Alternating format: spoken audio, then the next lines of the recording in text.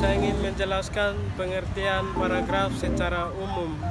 Paragraf ialah suatu kesatuan yang di dalamnya terdapat sebuah gagasan utamanya yang menyampaikan makna dari sekumpulan kalimat. Jadi sekarang bakal ngejelasin tentang apa sih paragraf itu. Yang pertama, menurut George Scaraf, pengertian dari paragraf adalah suatu kesatuan gagasan atau ide. Dan yang kedua, menurut Arifin dan S. Amartasai, pengertian paragraf yaitu seperangkat kalimat yang membahas tentang topik utama. Halo teman-teman. Jadi kami di sini akan menjelaskan pengertian paragraf menurut para ahli dan menurut Kamus Besar Bahasa Indonesia atau KBBI. Yang pertama, menurut Joris Kirep, paragraf atau alinea adalah suatu kesatuan gagasan dan ide. Paragraf adalah suatu kesatuan yang memiliki tingkat lebih tinggi dari kalimat. Paragraf merupakan suatu rangkaian atau kumpulan kalimat-kalimat yang saling berhubungan dan membentuk sebuah gagasan atau ide utama. Kemudian menurut Widya Atama, paragraf adalah karangan yang terbentuk dari satu atau lebih dalam suatu kalimat yang berkaitan dan mempunyai satu kalimat utama yang merangkul suatu karangan. Selanjutnya, pengertian menurut Arifin dan Esa Merantasai.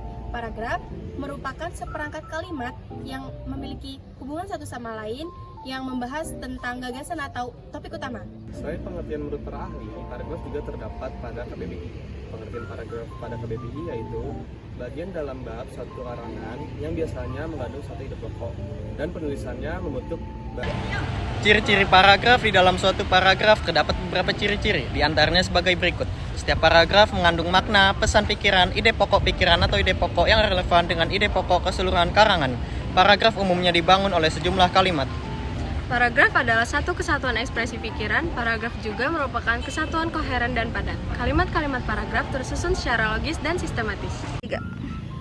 Unsur-unsur dalam paragraf yaitu yang pertama, ide pokok atau gagasan utama, yaitu pesan pada penulis yang akan disampaikan kepada pembaca. Dan yang kedua yaitu kalimat utama yang dapat kita temukan di awal paragraf, akhir paragraf, atau kedua. Lalu yang ketiga ada kalimat penghubung atau kalimat penjelas.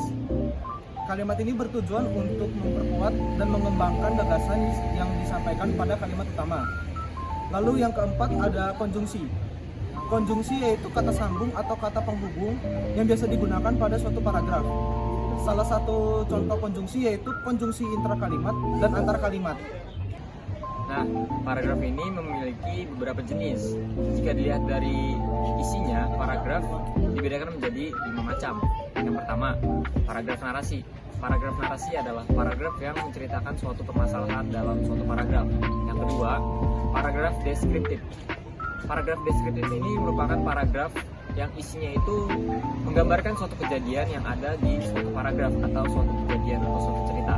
Nah, yang ketiga, paragraf eksposisi. Nah, paragraf eksposisi ini merupakan suatu paragraf yang isinya itu menjelaskan informasi dengan jelas. Akan menjelaskan tentang paragraf argumentasi. Paragraf argumentasi merupakan suatu paragraf yang berisikan tentang argumen atau pendapat dari penulis terhadap suatu permasalahan yang bersifat meyakinkan dengan disertai alasan-alasan yang kuat. Contoh paragraf argumentasi, menurut para ahli, memakan pisang bisa menganjal perut dari rasa lapar. Ini karena buah pisang mengandung karbohidrat yang tinggi serta vitamin A. Tak heran jika Anda memakan satu buah pisang sudah terasa kenyang. Dan itulah contoh paragraf argumentasi.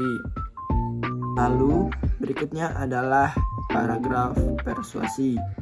Paragraf persuasi atau paragraf ajakan merupakan paragraf yang berisi tentang ajakan penulis kepada pembaca agar melaksanakan atau mengikuti perintah penulis mengenai permasalahan dari suatu karangan.